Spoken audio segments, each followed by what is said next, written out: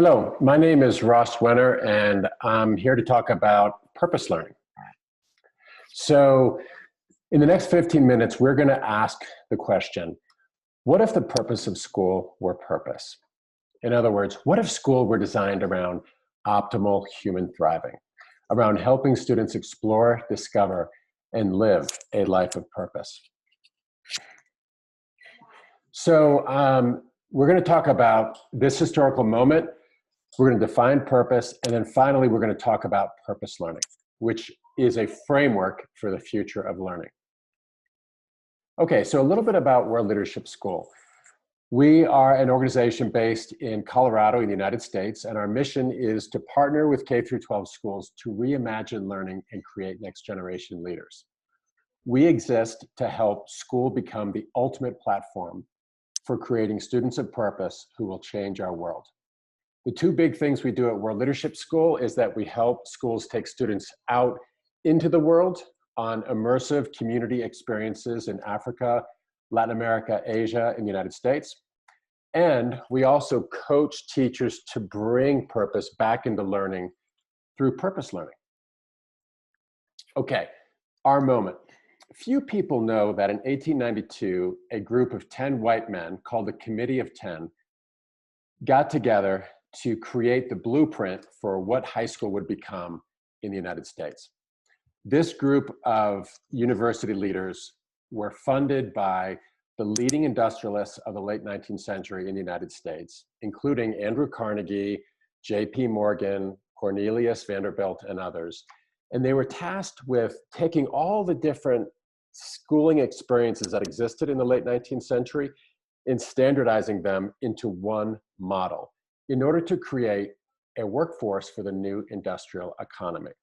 So it was this group of 10 white men that decided that the school day should be divided into 8 50-minute periods with a bell, just like a factory, that we should divide knowledge into partitions like chemistry, biology, physics, that we should divide our talent, our teachers, into those same partitions, that we should divide our students by age in a series of grades, that we should assess learning by seat time via Carnegie credits, which are still used in college transcripts today, okay?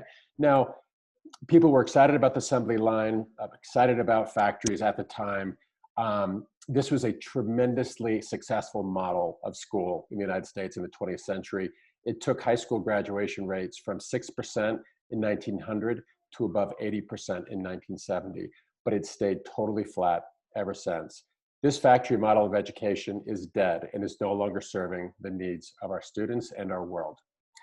So there's a new group of 10 white men today who I think are deciding the future of education in another key moment where we will decide the next paradigm of learning. And this group of 10 white men is Jeff Bezos of Amazon, Mark Zuckerberg of Facebook, Bill Gates of Microsoft, Reed Hastings of Netflix, and others. They are pumping billions of dollars into this general shift from content-based learning to skills-based learning. They are concerned about creating, just like the industrialists of the 19th century, these new technology industrialists are concerned about creating skills for the new technology economy. And generally speaking, the shift is positive, but I think that a skills-based learning system can be just as meaningless as one based on content unless we design the learning around the actual needs of our students. And that is what purpose learning is about. Okay, so back to this question. What if the purpose of school were purpose? In other words, instead of thinking about the needs that the technology economy, the skills that our technology economy needs, what if we thought about how to help humans thrive in order to unlock their performance and their capacity to create positive change in the world? So first of all, what is purpose? This is how Stanford's Center on Adolescence defines purpose as a stable intention that is meaningful to self and beneficial to the world. Okay, so first let's break that down. Meaningful to self. Purpose is a core of meaning on the inside, something that we care about, something that relates to who we are. And it's an action on the outside that benefits something or someone outside of ourselves. Okay, so purpose does not have to be world saving, does not have to be complex. It can be purpose is very abstract and simple. So let's take the example of a child who tutors their sibling to overcome a learning disability, right? This child may well go on to discover that his purpose is to connect to others in order to help overcome barriers, right? Let's imagine another student who's just gregarious and makes people laugh and maybe is volunteering as a stand-up comedian on Wednesday nights. This person's purpose may be to use humor to light up the room, right?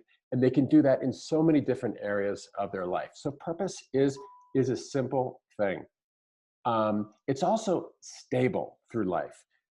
We believe that, and researchers believe, that purpose is like a narrative thread, or we call it a golden thread, that helps you understand past events in your life, but also helps you look forward and make strategic decisions moving forward.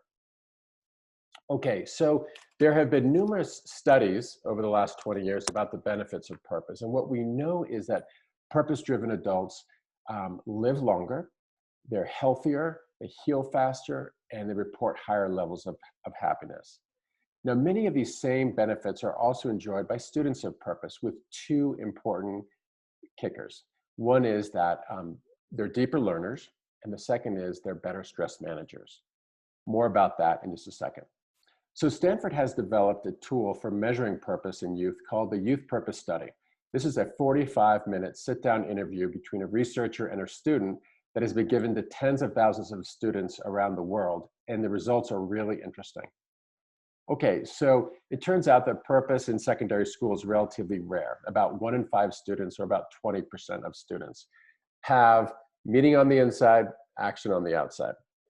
A slightly larger group, 24%, are goal-driven. In other words, very focused on grades, achievement, performance, but lack that connection to meaning, right? And then an even larger group, 32%, are dreamers. These are students who have a lot of meaning and dreams on the inside, but can't make it happen, can't really find that connection to action in their life and in school, which is really sad. Even sadder is that a quarter of students are disengaged. In other words, no dreams on the inside, no action on the outside. So when I review the data around purpose with teachers often think about the students they have in class. And they think about those purpose-driven students who have this sort of depth of knowing themselves, but also this brightness that comes from connecting to the world. So I call that deep and bright. A friend of mine who started a charter school here in the United States calls this light behind the eyes. And I love that term because it gets at the sort of illumination and brightness that students of purpose have.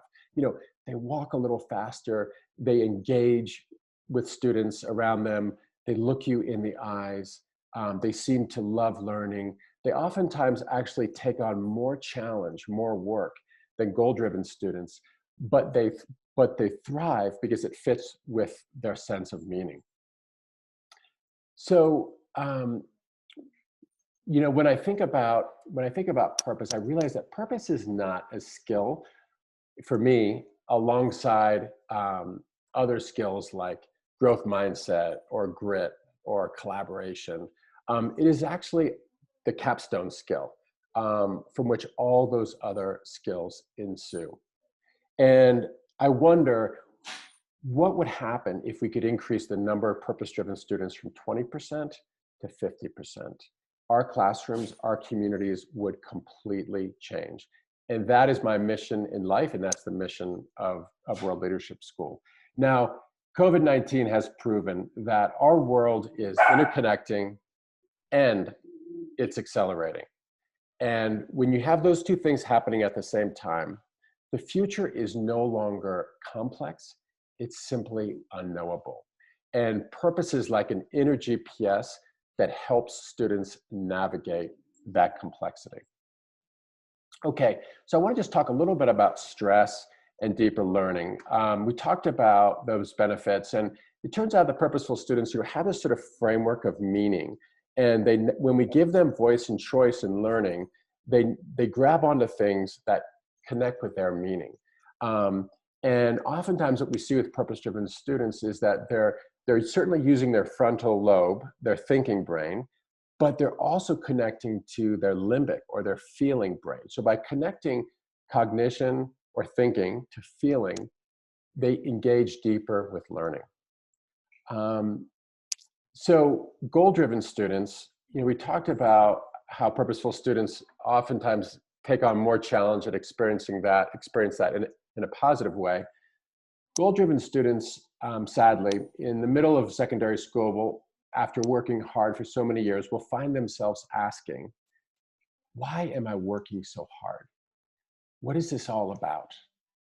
The dreamers are asking a slightly different question, but they're also experiencing negative stress. They're asking, why can't I find what's important to me in school or in life? And the disengaged students are asking both those questions at the same time. So, as I think about purpose, I think it's a wonderful design principle around which to think about learning. We live in a very foggy time. There's so many impulses for school reform right now. And we at World Leadership School have developed a framework of learning called purpose learning to help guide us through the next iteration of what school could be. So I want to talk a little bit about that now. It's this idea of learning as thinking, feeling, and doing, okay? And this is a reinterpretation of ideas that Pestalozzi and Rousseau and John Dewey have had when they talked about head, heart, hands learning. It's the same thing, learning as thinking, feeling, and doing. So in the past, learning has primarily focused, in the factory model of education, right? Learning was primarily thinking. It was about developing key cognitive skills like critical reasoning, and most importantly, lots of content knowledge, right? Now, everything has changed. And we think that learning moving forward has to combine richer forms of thinking, so certainly content and skills, but interdisciplinary learning, helping students learn how they learn, or metacognition. It's also going to include learning as feeling, right? And learning as feeling is about, really the question here is, who are we, or who am I, right? How can I regulate my emotions? How can I understand my identities in the world, my lens, my cultural, racial, and ethnic lens upon which I view things? How can I understand others through empathy and perspective taking? How can I understand what's important to me and what my impact on the world is? In other words, what my sense of purpose is, right? Learning as doing is about engaging with real people on real problems. It's community engagement, global education, internships and mentorships, and making and creating, okay? And typically what we see is that schools tend to be very strong in one of these domains. And so our goal is to help schools become strong in all three of those domains and create learning experiences, like a single course actually, that blend thinking, feeling, and doing all at the same time. We believe that at the center of thinking, feeling, and doing, students have a better chance of exploring their unique purpose. And we are committed to helping schools understand how to integrate thinking, feeling, and doing into the future. That's my presentation. This is my Twitter handle and my email address. Would love to be in touch with you. Thanks so much.